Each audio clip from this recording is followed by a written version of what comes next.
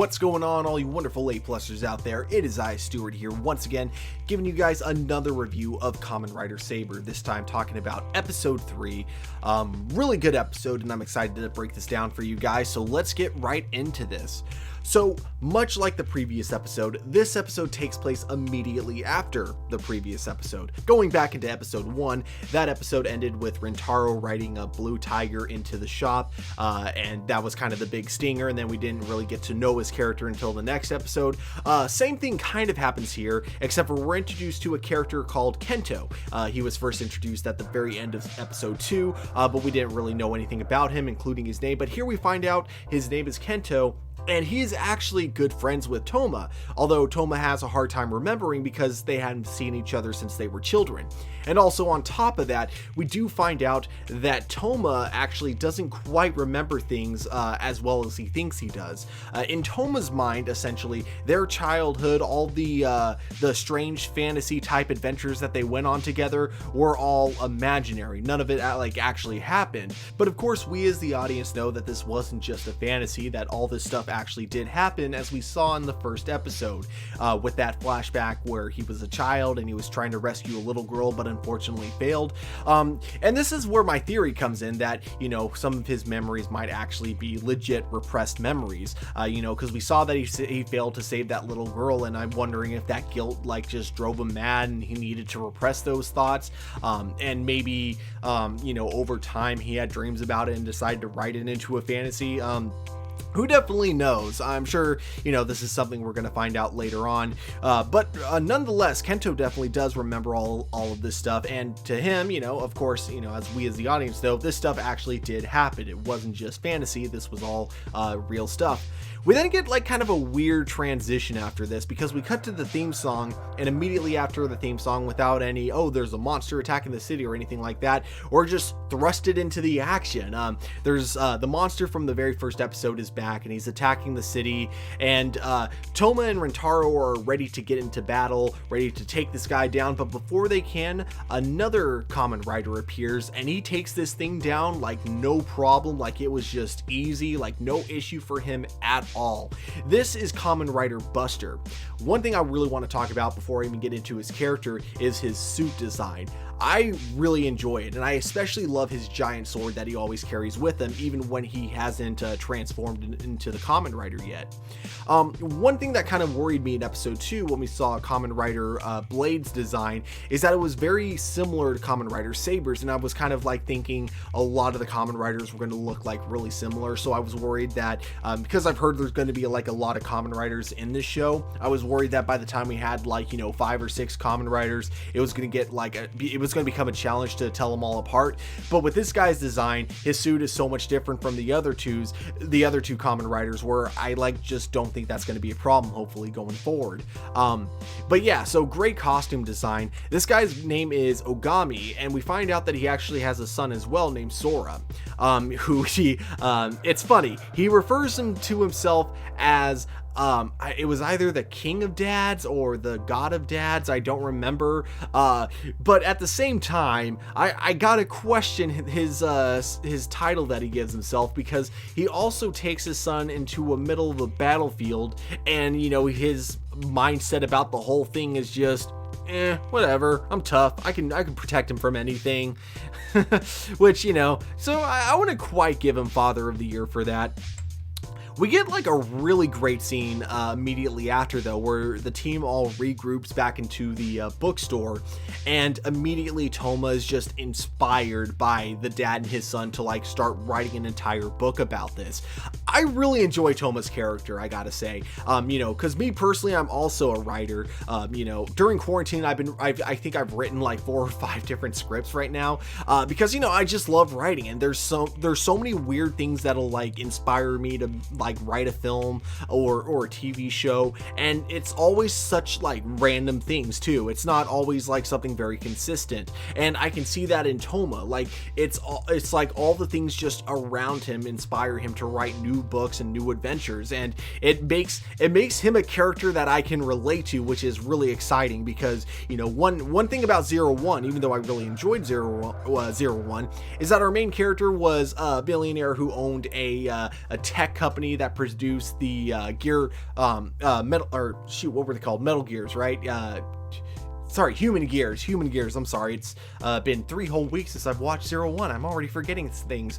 But anyways, you know, he was a great character, don't get me wrong, but there was nothing really that relatable about him. With Touma though, with just the fact alone that he's a writer and he's super into stories, you know, that already brings like a whole level like of like relatability for him.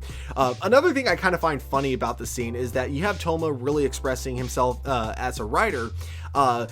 And you got the dad and the kid both thinking that he's really weird.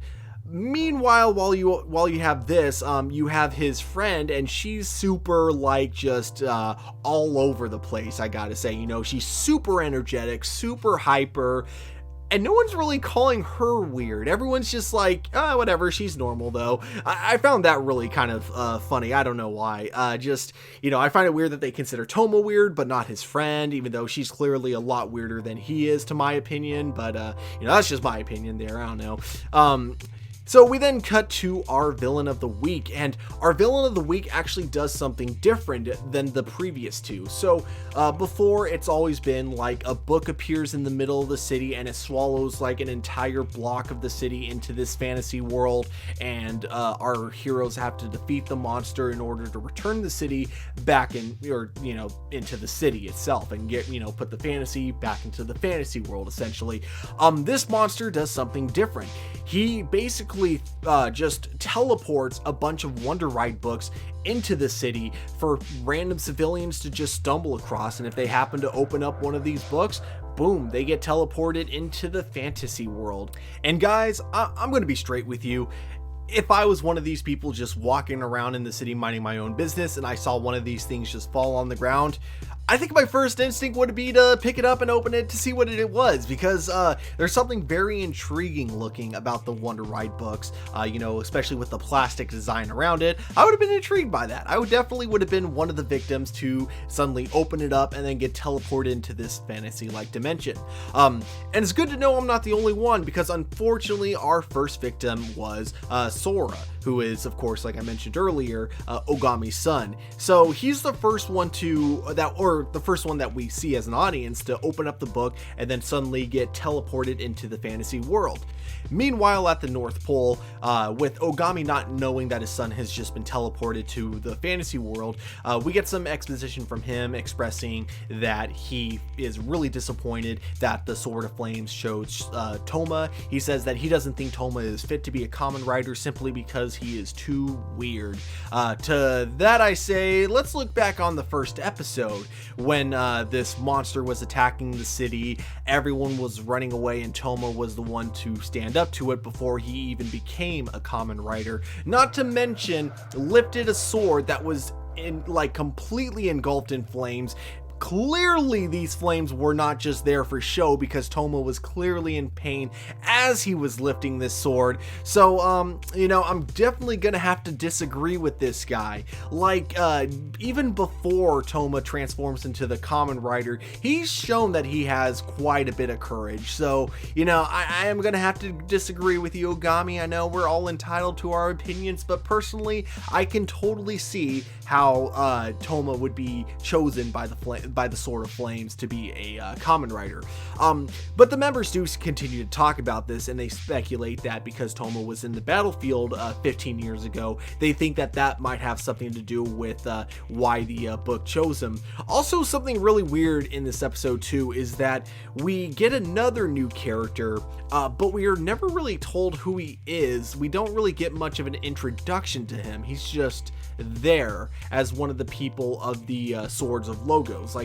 He's just literally just there. He shows up and that's kind of it. Now, I'm sure I could have just looked his name up on Wikipedia, but I didn't feel like doing that. I'm like, you know what? I'm not going to really talk about, you know, specific things unless it actually gets brought up in the show itself. So hopefully we do learn a little more about him later on. Touma later has to inform Ogami about his son's disappearance, and of course, Ogami is not happy at all.